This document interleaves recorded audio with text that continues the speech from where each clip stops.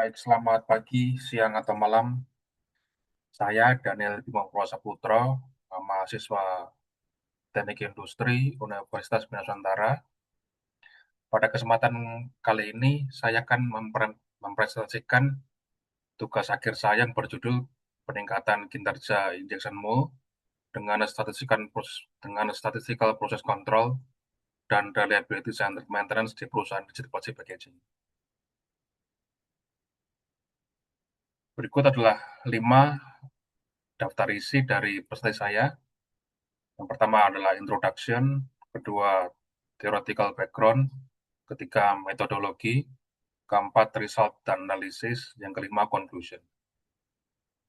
Baik, mari kita awali dengan yang pertama, yaitu introduction. Industri fast moving consumer goods atau FMCG merupakan sektor vital dalam perekonomian global, mencakup produk-produk yang dikonsumsi sehari-hari seperti makanan, minuman, produk kebersihan, dan barang-barang rumah tangga. Industri sektor ini secara global telah menunjukkan pertumbuhan yang signifikan dalam beberapa tahun terakhir. Industri rigid plastic packaging memainkan peran penting sebagai pemasok utama kemasan bagi perusahaan FMCG ini. Salah satu komponen penting adalah cap atau tutup botol, di mana dimensi seperti siling diameter menjadi faktor kritis dalam menjamin keamanan dan kualitas produk. Tantangan utamanya yang dihadapi adalah dalam proses produksi cap menggunakan injection molding adalah variasi dimensi antar cavity dan tingginya downtime akibat kegagalan mold. Oleh karena itu, penelitian ini bertujuan untuk mengintegrasikan pendekatan statistical process control atau SPC dan reliability centered maintenance atau RCM guna mengendalikan kualitas produk dan meningkatkan keandalan mold injection. Berikut adalah gambar dari plastic packaging with cap 1,8 liter. Berikut adalah cap yang kita produksi di perusahaan rigid plastic packaging dengan mold 24 cavity. Berikut adalah assembly dari cap dan bottles-nya. Di sini adalah sealing diameter yang perlu kita perhatikan untuk untuk menghindari kebocoran dari produk di dalamnya. Selanjutnya adalah rumusan masalah. Berdasarkan latar belakang yang telah dijelaskan, rumusan masalah dalam penelitian ini adalah sebagai berikut. Yang pertama, bagaimana penerapan statistical process control SPC dapat mengendalikan kualitas dimensi tutup botol dan mengurangi jumlah produk cacat. Yang kedua, bagaimana penggunaan RCM dapat mengurangi downtime pada mold injeksi, multi-cavity, dan menjaga kualitas dimensi cap. Yang ketiga, bagaimana efektivitas kombinasi dari SPC dan RCM dalam meningkatkan OI pada proses injection molding. Tujuan dari penelitian ini adalah yang pertama, menganalisis efektivitas metode SPC dalam mengendalikan kualitas dimensi siling diameter dari tutup botol. Yang kedua, mengidentifikasi penyebab utama downtime dari mold pada proses injection molding dan merancang jadwal pemeliharaan yang optimal menggunakan metode RCM untuk mengurangi downtime. Yang ketiga, menilai efektivitas kombinasi SPC dan RCM dengan mengidentifikasi secara mendalam faktor-faktor kritis penyebab non-conformance produk menggunakan analisis spesies seperti control chart dan analisis Pareto dan mengurangi downtime mold melalui implementasi RCM dengan pendekatan pemeliharaan preventif dan prediktif, khususnya untuk mengatasi masalah yang disebabkan oleh kausan sehingga dapat meningkatkan OI bagi industri rigid plastic packaging. Baik, yang kedua adalah theoretical background. Injection molding. Proses injection molding adalah metode manufaktur yang umum digunakan untuk memproduksi produk plastik dalam jumlah besar dengan presisi tinggi. Dalam proses ini, material plastik berbentuk pellet dilelehkan menggunakan barrel dan dipanaskan kemudian disuntikkan dalam mold dengan tekanan tinggi. Setelah material dingin dan mengeras, produk dikeluarkan dari dalam mold. Berikut adalah ilustrasi dari injection molding. Ada beberapa bagian. Di sini ada mold, ada barrel, ada screw motor, dan sebagainya. Nah, berikutlah injection molding process animation.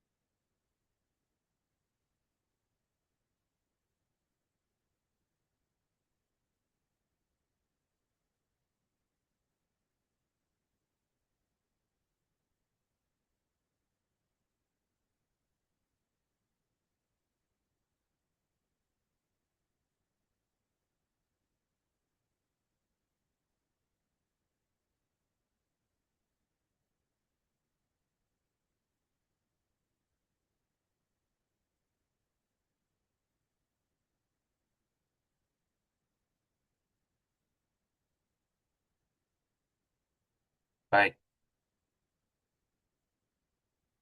selanjutnya adalah mold. Mold adalah bagian krusial dalam prosedur molding yang berfungsi untuk mencetak material leleh dalam menjadi bentuk produk yang diinginkan. Berikut adalah mold yang kita gunakan untuk memproduksi.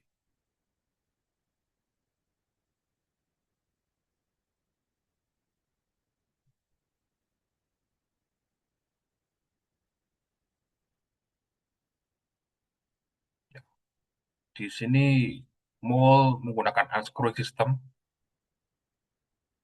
24 kaki 3.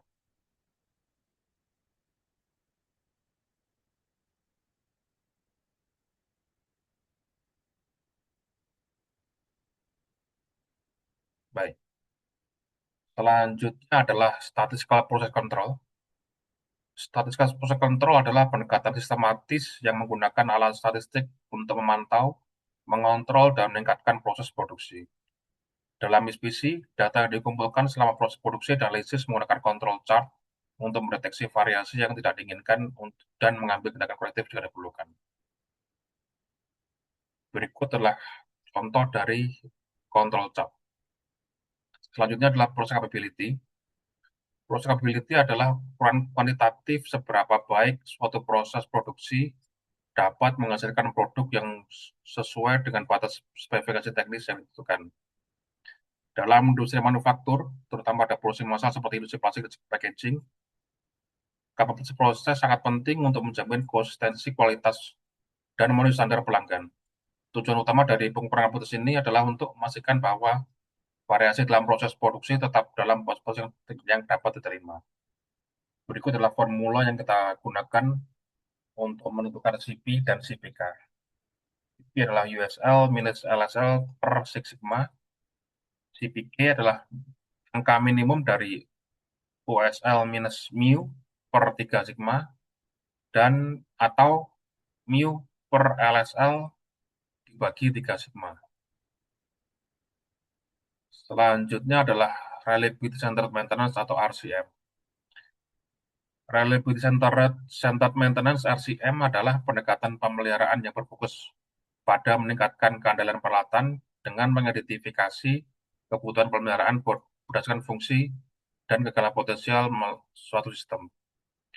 RCM menggabungkan pemeliharaan preventif dan korektif untuk memastikan keandalan dan efisiensi peralatan. Dalam RCM kita mengenal FMEA atau Failure Mode Effect Analysis, merupakan metode untuk mengurangi atau menghilangkan kemungkinan kegagalan dan mengidentifikasi sistem. FMEA dapat didefinisikan sebagai sebuah alat analisis yang berfungsi dalam identifikasi sekaligus mengeliminasi suatu potensi dari kerusakan pada sistem, desain, proses, maupun layanan. Baik, selanjutnya yang ketiga adalah metodologi penelitian. Penelitian ini menggunakan pendekatan kuantitatif deskriptif yang bertujuan untuk menggambarkan fenomena berdasarkan data numerik. Kemudian menganalisisnya untuk memperoleh pemahaman mendalam terkait permasalahan kualitas produk dan pemeliharaan mold injeksi di industri plastik packaging. Pendekatan ini relevan karena fokus penelitian adalah pada pengukuran, analisis statistik, dan evaluasi efektivitas metode statistical process control SPC dan reliability standard atau RCM. Berikut adalah flowchart yang saya gunakan. Yang pertama, kita mulai dari observasi lapangan, identifikasi masalah, dan perusahaan masalah. Yang selanjutnya, menentukan tujuan, manfaat, ruang lingkup, dan penelitian, serta menyusun landasan teori. Di dalamnya ada proses injection molding, mold injection, statistical process control, dan reliability standard maintenance. Selanjutnya, pengumpulan data di storage. Data yang dikumpulkan adalah data dimensi sealing diameter cap, dan yang kedua adalah data downtime dari mold. Selanjutnya adalah analisis data, diikuti dengan usulan perbaikan, yang terakhir adalah kesimpulan dan saran. Berikut adalah form yang saya gunakan untuk data collection. Yang pertama adalah sampling plan, digunakan untuk mengumpulkan data pengukuran dari ceiling diameter, yaitu 34,8 plus minus 15. Pada kolom ada cavity 1 sampai 24, di bagian row-nya ada 01S1 berarti pada bulan Januari shift 1, berakhir sampai bulan 12 shift 3. Untuk FMIA, berikutlah data form yang saya gunakan. Yang pertama, komponen mual apa saja, filer mode-nya, efeknya, dan juga kita juga mengisi SOD vektornya. S adalah severity, occurrence, dan detections. RPN adalah hasil perkalian dari 3 faktor tersebut. Setelah itu kita juga dapat merekomendasikan perbaikan dari filer mode yang kita dapatkan. Yang keempat adalah riset dan analisis. Berikut adalah hasil pengukuran dari 24 cavity cap selama tahun 2024 dari bulan Januari sampai Desember. Untuk uji reliabilitas, saya menggunakan gas RNR. Hasil studi gas RNR menggunakan software Minitab menunjukkan bahwa total variasi sistem pengukuran menyumbang 7% dari total variasi, yang terdiri dari repeatability sebesar 3,5% dan reproducibility sebesar 3,57%. Nilai ini menunjukkan bahwa sistem pengukuran masih dalam kategori baik dan dapat diterima, karena kontribusi total gas RNR di bawah 10%. Berikut hasilnya dari software Minitab dan SAP-nya. Selanjutnya, data yang saya dapatkan, saya plot menggunakan X-bar dan X-chart dengan menggunakan software Minitab. Dari X-bar chart, sebagian besar titik rata-rata berada di min 3,483, meskipun tidak ada titik yang melampaui batas kendali di yang atas dan bawah. Terdapat pola fluktuasi tajam pada sekitar skup 04S1 hingga 06S1 pada area, di mana nilai X-bar mengalami penurunan mendekati batas kendali LCL. Hal ini menunjukkan potensi shifting mean atau tren penurunan kualitas yang terjadi pada waktu tertentu, meskipun secara statistik belum melewati batas kendali. Ada S-chart yang menggambarkan seberapa besar variasi atau standard deviation antar pengamatan dalam setiap subgroup. Terlihat bahwa terdapat beberapa titik yang berada di luar batas kendali,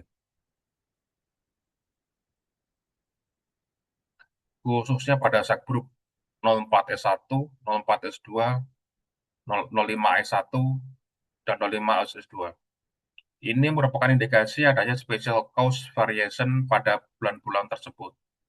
Kemungkinan disebabkan oleh faktor kehausan mol atau gangguan cooling system yang mengaruhi kestabilan dimensi antar cavity. Baik, berikut adalah kontrol I.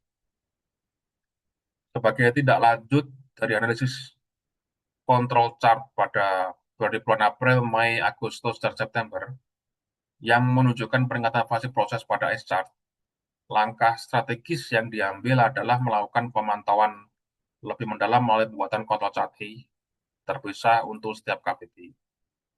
Tujuannya adalah untuk mengidentifikasi cavity spesifik yang menjadi penyumbang utama variasi atau penyimpangan dimensi pada periode tersebut. Dengan memisahkan analisis berdasarkan cavity, perusahaan dapat menghindari generalisasi penyebab masalah dan lebih tepat sasaran dalam tindakan korektif. Baik, berikut pada bulan April terdapat 5 cavity yang menunjukkan hasil pengukuran di bawah LSL, yaitu cavity 4, 9, 12, 17, dan 22 ini. Cavity ini mencatatkan nilai dimensi rendah 34,49 mm yang secara statistik telah keluar dari batas dari bawah.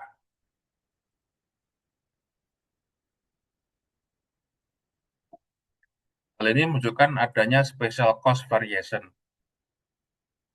Penyebab potensial dapat berupa seperti causal insert. Kondisi ini memerlukan investigasi teknis lebih lanjut untuk mencegah defek berulang pada periode berikut. Baik, berikut adalah kapabilitas prosesnya. Dengan menggunakan software Minitab, kita dapat mendapatkan nilai CP 0,76 dan CPK 0,72. Hal ini menunjukkan bahwa proses secara statistik tidak capable dengan baik. Nilai CP di bawah 1,33 mengindikasikan bahwa lebar distribusi proses lebih besar dari lebar spesifikasi. Sedangkan nilai CPK lebih kecil dari 1 menunjukkan bahwa rata-rata proses tidak tepat pada di tengah rentang spesifikasi. Hal ini berarti bahwa selain proses memiliki variasi yang cukup besar, proses tersebut juga mengalami pergerakan rata-rata dan target. Kita bisa lihat di sini, mengalami rata-rata pergeseran rata-rata dan target. Baik. Selanjutnya adalah failure mode and effect analysis. Berikut data yang saya dapatkan dari teknisi MOL. Dari hasil FMIA, kita dapat ketahui bahwa gun mole insert berupa kausan permukaan menghasilkan RPN tertinggi, yaitu 336, diikuti dengan penyumbatan cooling channel 270, dan sumbatan pada hot runner nozzle dengan RPN 200. Ketiga mode kegagalan ini tergolong kritis karena berdampak langsung pada dimensi cap, kestabilan suhu mol, dan kelengkapan pengisian cavity. Oleh karena itu, tindakan perbaikan yang direkomendasikan mencakup inspeksi dan penggantian insert secara berkala, pembersihan saluran air dan pendingin, serta pengecekan dan pengencangan nozzle setiap bulan.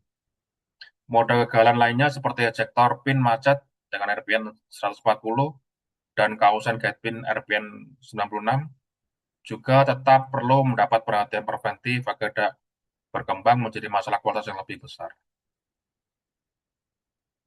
Baik, selanjutnya adalah integrasi SPC dan RCM.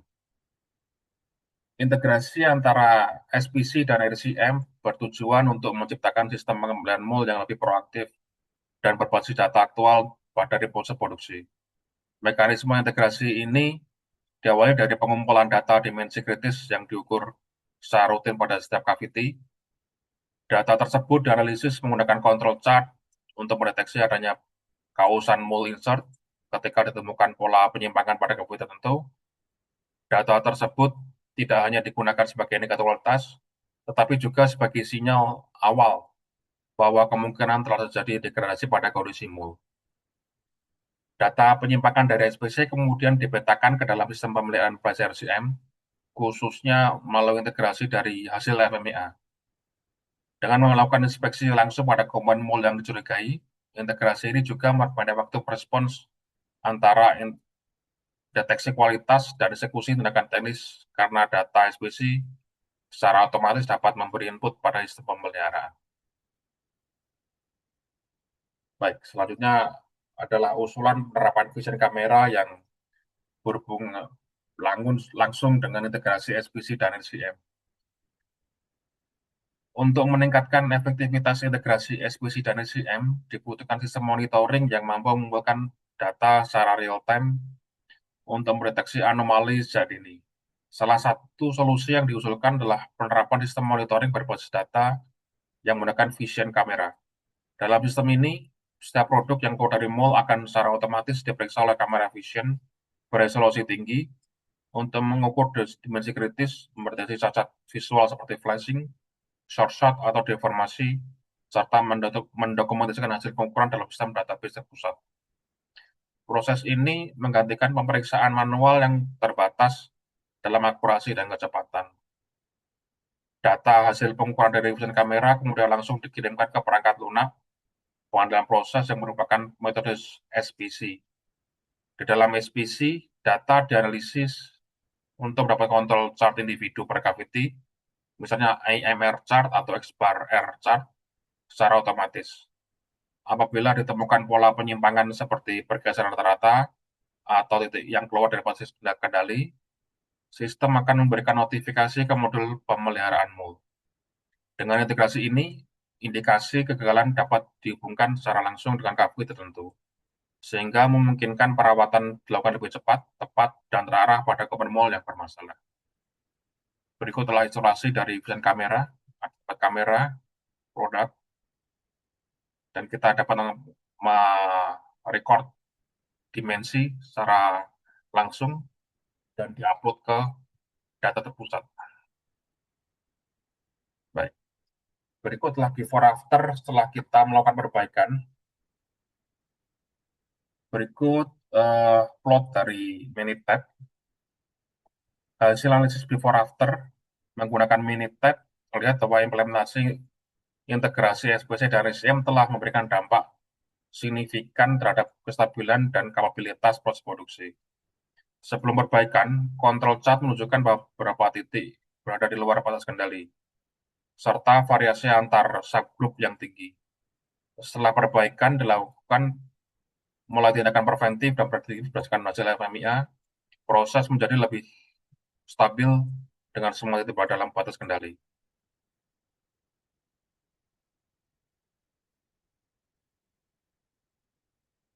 Hal ini ditunjukkan oleh normality plot, di mana penyebaran data setelah perbaikan menjadi lebih mengikuti distribusi normal. Berikut sebelum dan sudah.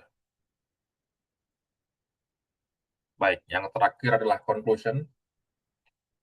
Implementasi integrasi antara SPC dan SCM dalam simulasi dapat meningkatkan stabilitas proses produksi dan capacity motion injection. Hal ini ditujukan melalui peningkatan signifikan dari nilai CP 0,76 menjadi 0,99 serta CPK dari 0,72 menjadi 0,97.